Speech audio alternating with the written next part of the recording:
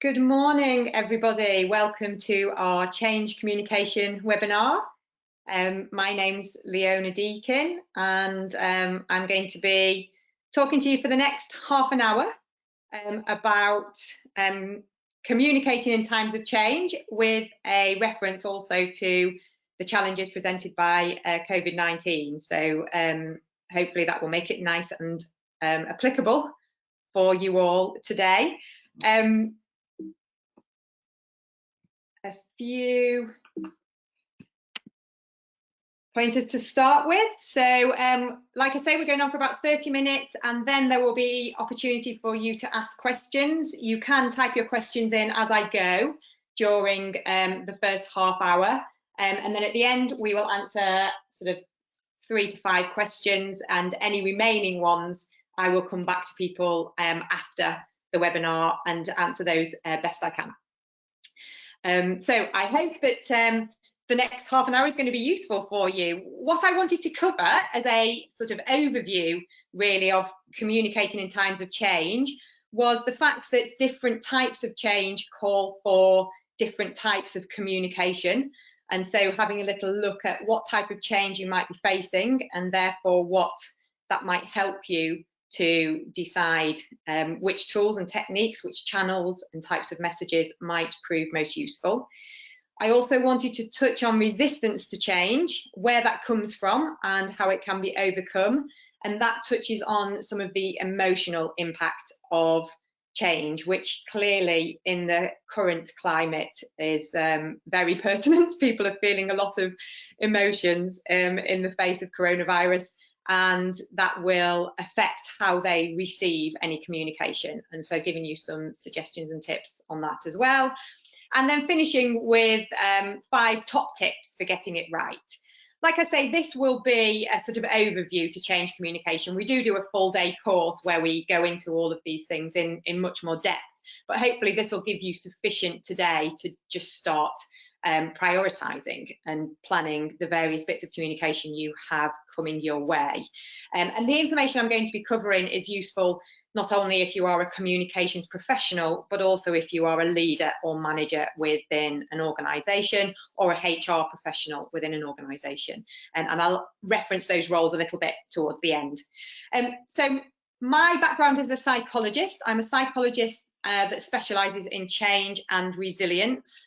And change is, as you know, just one of the few certainties of life, and is becoming more and more rapid and more relentless. So even before 2020, the pace of change, the digitalisation of the workplace, the levels of global competition going on were already meaning that most of our organisations were facing more and more change, and no longer were they, I suppose, change programs that had a defined start and finish, and then a bit of a break, and then the next change would begin. In fact, I don't think that's been going on in many organisations for a good few decades now. So we tend to have overlapping change programs that are all sort of morphing together and presenting a degree of confusion for employees and leaders, but also a degree of stress and anxiety that comes with that.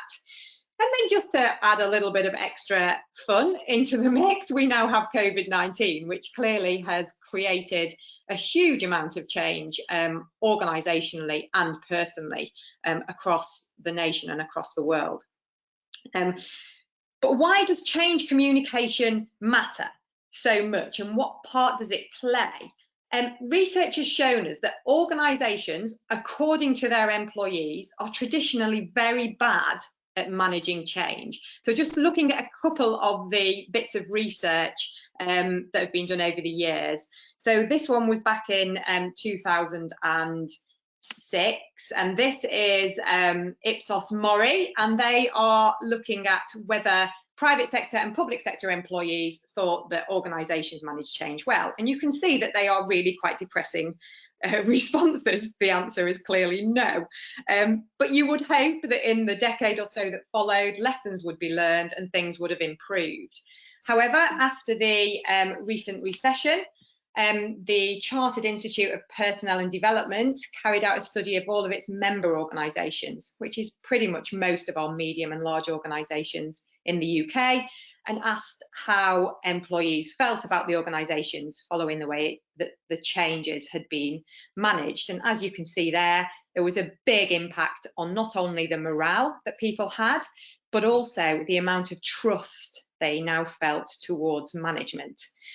And this is where that communication angle comes in so strongly, isn't it? Because change management in itself is more than communication. It is the whole project management, the whole process of moving an organisation, a department, a team from one state to another. But communication oils those wheels. It determines how successfully that is done. And one of the things that it is really responsible for, has a big hand in, is maintaining trust in the leadership population. So if we lose trust and lose faith in what our leaders are telling us to do or asking us to do, that makes all future changes ever more challenging, because we don't believe you. We don't believe the rationale you're giving us. We don't believe the benefits you're telling us, and we just don't trust that you have our interests at heart. And a lot of resistance is born out of that loss of trust. So communicators have a big responsibility for maintaining the faith that employees hold in their leaders to make good decisions. But let's just have a look at what goes wrong. So why is it that organisations get this sort of change communication so wrong? A bit of a fallacy is that people don't like change, that is the reason. But this is not the case. So we know from studies into personality that one of the big 5 personality traits is how open to change people are. We know that around about 5 to 10% of the population genuinely don't do change. But you'll know these people. They've been in the same job forever. They've lived in the same town forever. They go on holiday when they're allowed to the same places that they've always been on holiday to. They have consistent friends, consistent hobbies. They don't like change, and it's very easy to see that. On the other end, we have the population that our marketing colleagues love. These are our early adopters, so a 5 to 10% of the population who are the human magpies. We love anything new, we like new experiences, adventure, challenge, change. But the big message in all of this is that 80 to 90% of us sit in the middle of that. We're in the masses going, well, it sort of depends. I don't particularly resist change. It's not that I don't like change, but I don't like it when it's done badly. So most of your population within your organisation have a choice about whether to move towards those colleagues who are quite up for the new way of doing things, or whether to move towards the colleagues who have their arms folded, saying it's never going to work, I'm not going to do it. So the reason why we get a lot of resistance to change is that it's actually managed badly, and these particular questions are not answered. So that red bubble there of I don't do change, that's our colleagues who genuinely resist any kind of change. The rest of us, it will determine on, well, can you give me a clear rationale? Because I can't really commit to anything if I don't get why we are doing it. Also, do I understand how it's going to affect me? What am I going to have to do differently? And how is it going to impact on my life, my security, my career? And these are things that are really fundamental to people's sort of mental health and well-being. If we feel out of control of our own fate, then this can lead to all sorts of dramatic emotional responses, from anxiety to anger, and also, sadly, to depression. And so protecting those emotional responses through change are very important. But also there's this whole field around employee engagement, which looks at this last question that we tend to think about in times of change. Is anybody bothered about me? Has anybody noticed that this is scary for me, or this is hard for me, or that I don't understand? And if people feel ignored or isolated, which in the current state where people are all home working is a really big risk, what we can see is a drop in their motivation, in their discretionary effort, their willingness to put the work in, because they start to think, well, what does it matter? Nobody notices, nobody cares. So these are really human responses, aren't they? These are nothing to do with the sort of processes and procedures of change. These are all to do with the impact of change. And this is where it gets missed by organisations, and where communication can have a really big impact in picking up on some of these big questions that people have when changes come knocking at their door. So how should it be done then? So what are the solutions to this? So I want to look at two big factors that it's good to consider. The first is, what type of change are you actually facing at the moment? Because we can get different types of change. So if you look across those vertical columns, you can get changes that are called bold strokes. These are quick, typically nasty, and often unexpected, certainly by the recipients. The leaders of the organisation might have seen this bad news change coming for a little while, but everybody else sort of, it's a bit like ripping off a plaster. It's bad and it's quick. And so you can see there that within that bold stroke column, you've then got two different types of that in terms of where it's driven from. So is it planned internally? So is this something to do with we just don't have the money, and so we need to make redundancies, we need to cut back? Or is it something that's coming externally and emergent, like a crash or a crisis that goes on that nobody saw? It was just sort of in their blind spot. And then on the other column, the long marches, these are changes that are sort of ongoing and sustained. So things that are going to take months, if not years, and their impact is going to be sort of long standing. So again, this can come internally. So this can be a planned culture change where you see that actually, as an organisation, we need to become more digital or more rapid in our responses, or more customer orientated. And yes, these are influenced by external factors, of course, but the decision is made internally to do something about that. Or it can again be something emergent coming outside, like the change in a political government, which might certainly affect our public sector organisations, but often have implications on private sector organisations in terms of how finances are managed and what governance and compliance activities are given more attention. So when we have that selection of different types of change, you get then different priorities in terms of how that needs to be done. So for our bold stroke column, this, whether it's internal or external, is about speed and compliance. What you want to try and do with this type of change is get through it as quickly and as painlessly as you can. And you just need people to do what you need them to do. And this is then taking a communication tactic of telling or informing. So just give me the information I need in order to quickly comply with what is required to make this change as smooth as possible, because we're up against the deadline. However, for our long marches, what we want here is we want people to keep going, to keep trying, to keep working over months and years. So it's not enough for us to just dictate to people what to do and when to do it. And in fact, if we take that model of communication, chances are we can never ever stop. It's a massive piece of work to constantly be just telling people in detail what to do and when to do it. There needs to be something more sustainable going on. And this is where a more engaging approach to communication comes in and has a lot more power. And just to give you a bit of a definition of that, quite clearly, informing tends to run down our one-way channels. So this is the organisation talking out at its employees, and it's telling people what's happening, why it's happening, and how. So the content of it should follow some of the principles that we're going to look at in a moment. So it still needs to be nice and robust and clear, and talking about the things people need to know about. But essentially, it's one way. There might be the odd opportunity to ask a question, but that's just for clarification. And this is us telling you what to do. Whereas engaging is completely the opposite. So this is where your two-way channels come in, where you're actually taking the problem to people, or the opportunities to people, the challenges to people, and you're asking, well, what do we do about this now? What ideas, what solutions, what suggestions, what do you think can be done in your team, in your department, in your role that will move us towards where we want to go to? And obviously that requires dialogue, which requires your two-way channels. So these things listed here.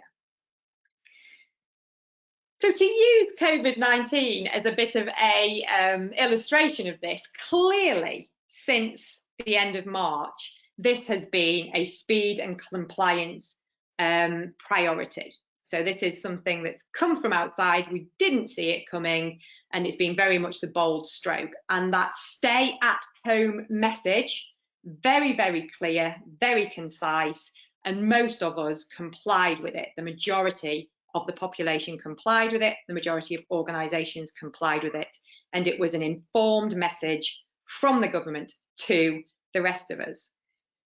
However, as we move out of lockdown, you can already see that that messaging is becoming more challenging. So stay alert, for instance, is something that is creating discussion. Like, what do you mean, stay alert? That can mean something very different to me to what it means to you. And this brings us on to one of the challenges of communication, which is that communication happens in the receiver, not the sender. So in a sense, however clear you feel your message is, however straightforward you read it as or hear it as, that doesn't necessarily mean that I will receive it as clearly, because your understanding of that message comes from who you are and what you have experienced and what you know, whereas mine is coming from my experience and my skills and my listening ability and what I know. So if you want to make sure that people hear you, understand you, and feel convinced by you, the only way you can really determine that is by having some sort of conversation with them, where you ask them what their understanding is. Did they get it? Do they see what their role is in it? And do they feel motivated to act upon it? So you can see there that that engaging type of communication, that conversational communication, really comes into its own, because not only does it make sure that information is more clearly understood, but it also means that the organisation finds out how willing and able people are to respond to whatever the requirement might be.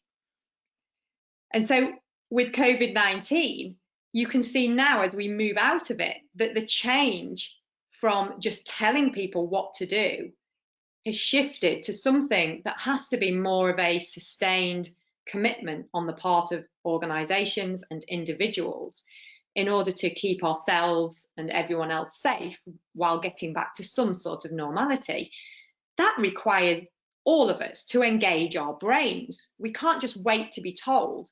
Stay indoors is easy, but go outside and be careful, well, that's far more challenging. And that requires me to think about what I need to do and how I need to behave. And to make me think, the easiest way of making me think is to have a conversation. So engaging in times of change is far more powerful if you want people to keep moving forward. Carl Lewin, a writer in change management, said that the majority of change programs fail because people revert back to the way they always do things when the communication stops. So that's the downside of informing people, is that you tell us what to do, we do it, but as soon as you stop telling us what to do, we just go back to habit, because we haven't really thought about what needs to change and why and our roles in it. We've never been asked to think about it. And the only way around that is by engaging people. And this is why employee engagement is such a hot topic within organisations, and also why it's such a powerful tool for communicating change. So as we move forward now, the more you can talk to employees about what their ideas and solutions and preferences are for how you move forward out of lockdown and back to some sort of normality, the more sort of commitment you will get, the more sustainable solutions you will get to the problems that your organisations face. So that's using the type of change to determine the type of communication. Hopefully that's quite straightforward for you. The other thing I wanted you to just consider as well is the emotional impact of change. So you may be aware of the Kubler-Ross change curve, which says that we go through a predictable number of emotions when any sort of change comes our way. And this can be anything from, you know, something massive like a global pandemic to being asked to move desks, you know, and we have the same emotional response to those things. So people can feel really like resistant to this idea and almost pretending it's not happening, burying their heads in the sand, and then they become really aggrieved and really angry, and how very dare you?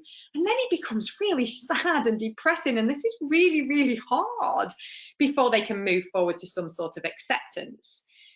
Now that might look like a linear line, but it really isn't. We flip-flop about, as you will have all experienced over the last 10 weeks. So some days we feel angry, some days we feel sad, and then we sort of pretend it's all okay, and then we feel angry again, and then actually we feel like we've moved through it, and we're all flip-flopping about.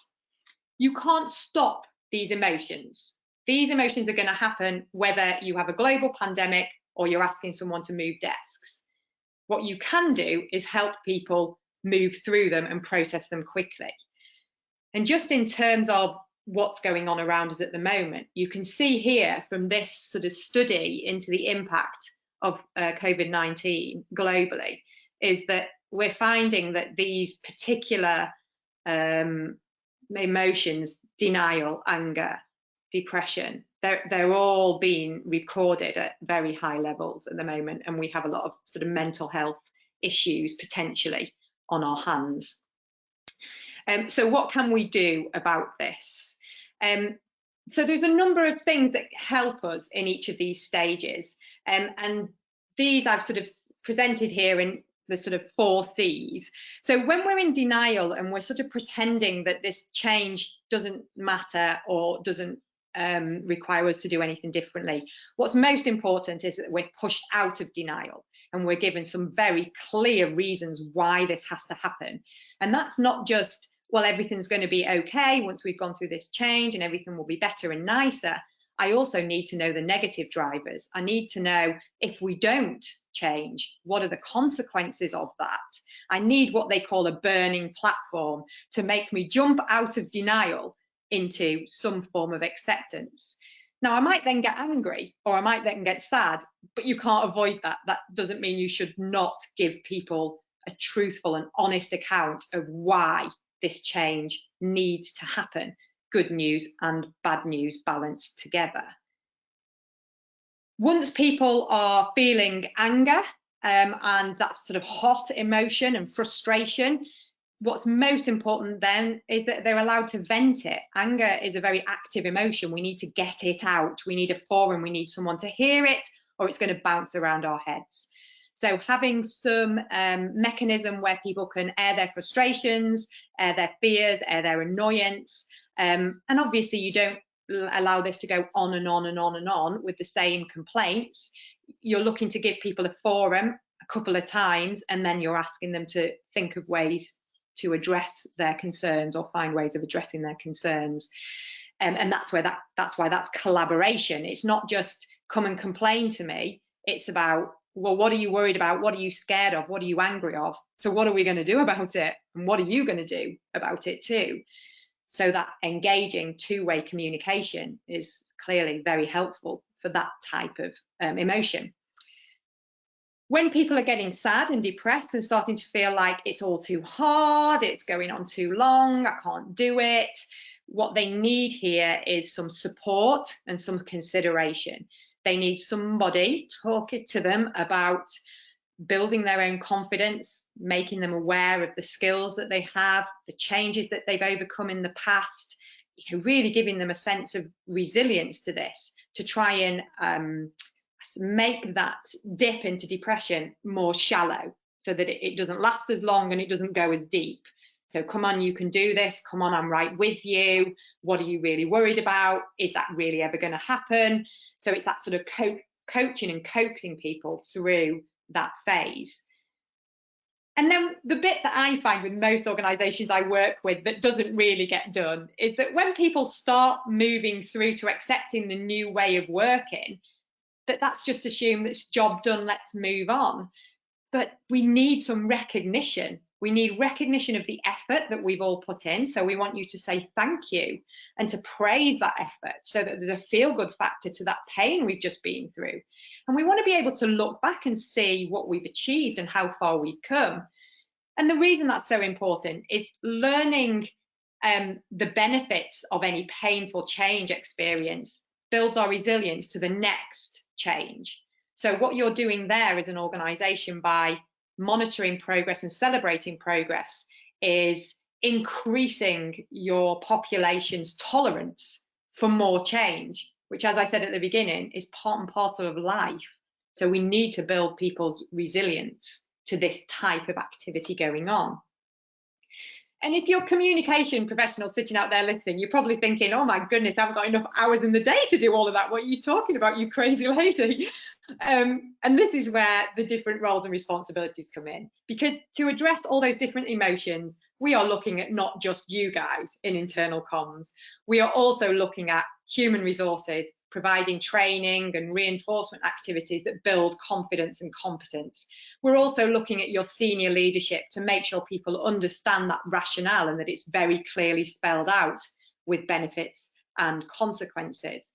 But right at the core of this, really, really central to managing any change within an organisation is this population, your line managers. Now, hopefully some of you already use your line managers very well to communicate. I've certainly had experience of line managers not really understanding how important they are to communication. And if you think about how many line managers you have in your organisation, if you're a comms professional, then your team of communicators has just increased by however many line managers you have. Your line managers can cancel out a really good corporate communication message with one roll of the eye or sort of sneering remark.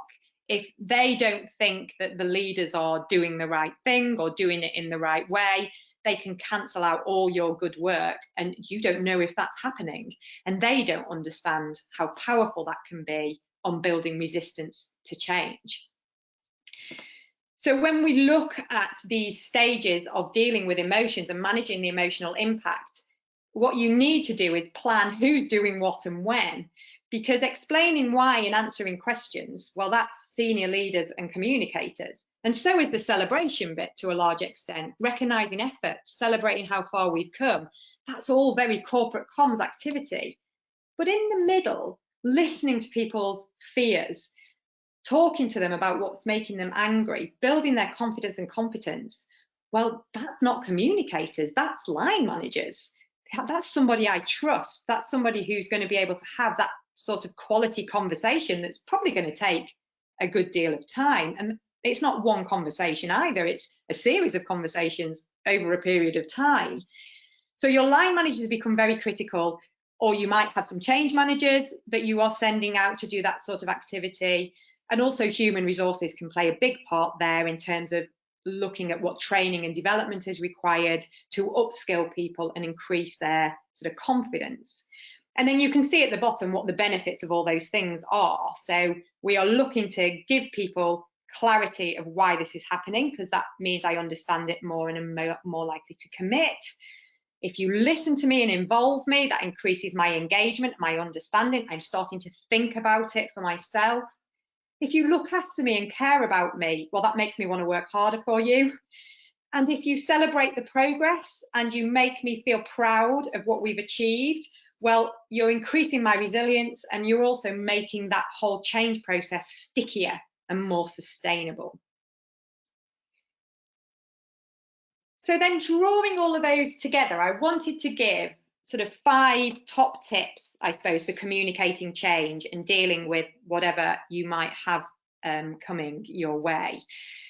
First and foremost, that rationale for change. If people do not get why they have to do things differently, then chances are they're not going to try that hard to help you. So making sure that rationale is really clear, that it's in really understandable language, and that it's got both sides of the arguments in it. So it's not just telling me how great things are going to be when it's all over and done. It's also telling me the consequences of not doing it, to really give me that impetus to work towards going through the pain. Thinking about the fact that communication happens in the receiver, make sure your messages, one, are easy to understand, so they're in a language I understand. So our newspapers ride to reading age 8 and 14 for a reason. It's not to patronise us, it's so we understand the language. So make sure there's no jargon in there, there's no management speak in there, there's no buzzwords in there. Reduce your acronyms or explain them, make it super simple. But also, if you want to attract my attention and influence me, you've got to make it relevant to my world and what I am going through and how I see this change. And again, the more two-way channels that you are using, the more insight you'll have into what people are feeling and thinking, and the easier it is to make your messages relevant as a result of that. Get people involved, two-way channels, make me think about what my role is and my responsibilities are within this process, and help me feel important and valued to the journey that we're going on by talking to me and listening to me. You don't have to do everything I ask for. That's sometimes an anxiety, that if I ask people for their ideas, well, then I'm going to have to give them all that they want. No, we're not children, are we? We're adults. So tell me if my ideas won't work.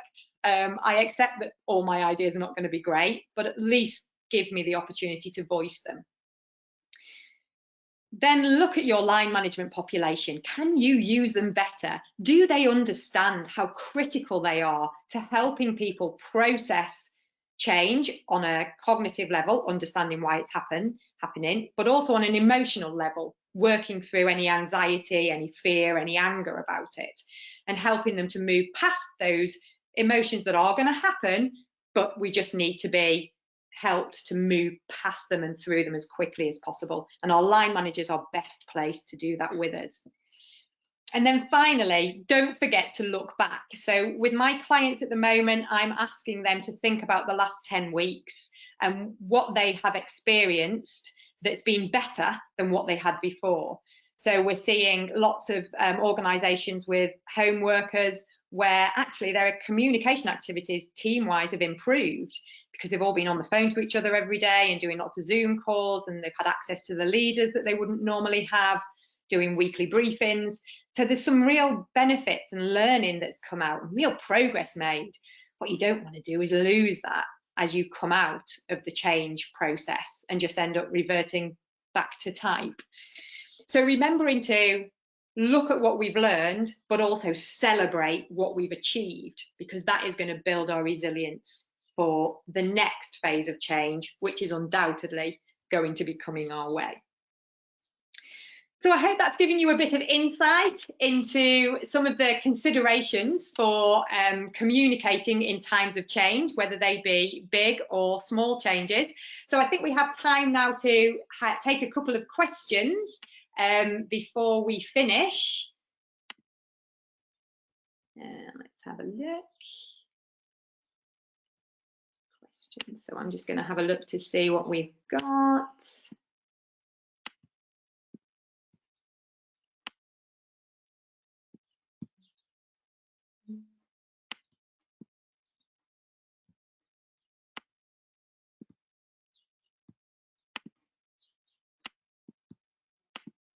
Here we go. Let's have a look. Sorry, that was just taking me a little longer than it should. Okay, so someone's asked here, so Tracy has asked, are there times when you need to use an approach in between inform and engage? Yeah, I mean, all of these types of sort of theories and models are just constructs, really, aren't they? They're just things to help us make sense of them. So yeah, there's always going to be that little bit of a foot in each sort of side of things on occasion, and it is about, there isn't a one size fits all. I think that's it. The thing with communicating change, it's got to be tailor-made. So you need to think about what is it that people need to know? How urgent is it that those different types of information get to them? So you could have some messages that are very much about compliance, and then other messages alongside that can take a bit of engagement and a bit of discussion. And you have to take that with a case by case basis, I think. So what else have we got? So we have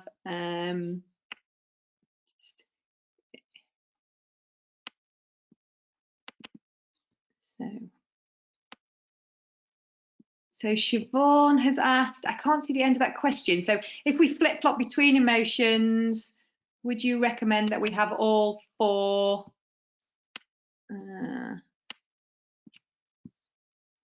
Here, all four features of your comms to help people address who are moving through the change quickly or slowly. Yeah, absolutely. I mean, I think you've got to have those things going on at all times, because individuals, because communication happens in the receiver, you might have communicated the rationale for this change 2 months ago, and many of my colleagues might have heard that.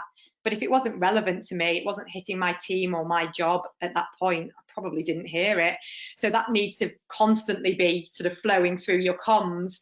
And yeah, you'll get people flip-flopping about through communication, where through the emotions, where they might need a bit of cajoling and coaching and a bit of celebration, and then suddenly they're angry again. So you've got to be prepared to be doing all of those things, like spinning plates, I suppose, all the time. And that's where you can't, as communicators, be doing all of that. That's got to be also the responsibility of that line management population, who have more access and time for that. So a question from Rose: I'd like to ask a question for employees when dealing with change. I'm furloughed and I normally have a catch up with my director and line manager every 2 weeks or month to check in how I am. Recently, 2 of my colleagues who were also furloughed have been taken back into my company to work because they're getting busier. I have a catch up this afternoon and I don't know if I should be prepared for him to tell me they want me back at work or I'm still furloughed. I want to be able to communicate how I feel without getting emotional about it and ask the right questions. Yeah, that must be something that's so relevant for so many people. I think preparation is going to be key for managing your own emotions. I mean, you will know the sorts of triggers that might get you emotional, but I think if you can write down what you want to articulate and almost read it out loud to yourself a few times before you have that conversation, so it almost just becomes words on a page rather than having the sort of weight of emotion sitting behind it, that can be quite helpful. I think assertive communication, there's a couple of tips there. With assertive communication, you need to state the facts and then the emotional impact. So to say, I understand some people are being returned from furlough, and this is making me feel quite anxious because blah. Because people, well, they can challenge the facts of a situation. We can argue about how we each see the facts all the time, but they can't argue with the impact of on you, the emotional impact on you. So to express that rather than show that is more powerful. To say, I am worried, or I am feeling anxious, or I'm feeling annoyed. To say it rather than show it obviously means you have a bit more control over it. So hopefully that helps with that. So a question here from Daniel saying, he said you enjoyed it, so thank you, Daniel. Are there any case studies of organisations who have done this well, please? Well, there's lots of organisations that claim to have done this well, and it depends what sort of communications you're looking at. So yes, I can look for some case studies that I could circulate. But what you have to bear in mind is that most organisations get a lot of this wrong. And most organisations focus more on processes, procedures, and sort of strategy than they do on people. And what I'm talking about here, I suppose, is that very much that sort of people impact and that people angle. So you will get some organisations that claim to be very high level of employee engagement, and you will get lots of organisations claiming to be really resilient and flexible to change, like your Googles and your Amazons and people like that. But when you look closely, they don't actually look that much different to the rest of us. There's some good in David McLeod's research on engaging for success. There's a lot of examples of communicating through an engaging methodology within lots of different organisations, as well as some really good tips on how you can introduce these tools and techniques in your own organisations. So that's a good place to start from.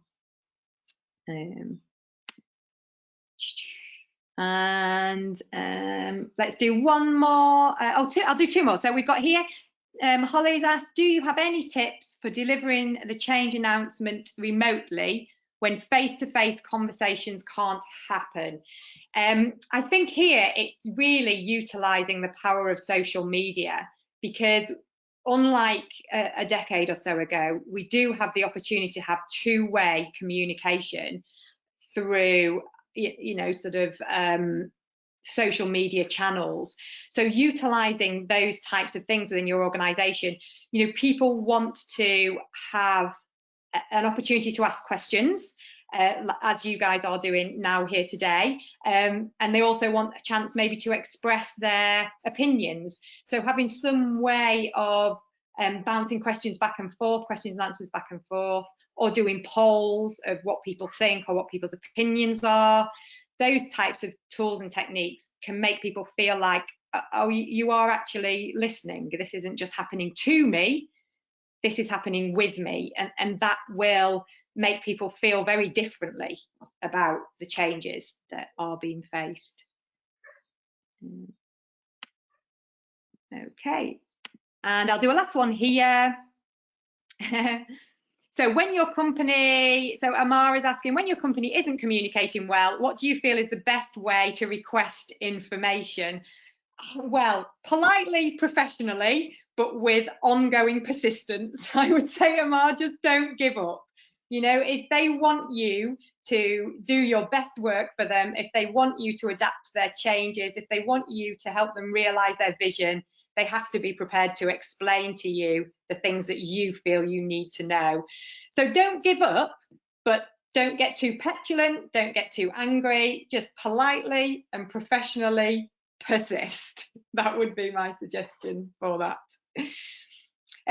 So we're coming to the end of time, so I hope that that's been a useful introduction. If you found it interesting, on the full course we do go into all of that in a lot more detail, and obviously look at people's own challenges in their own organisations, which is very sort of practical.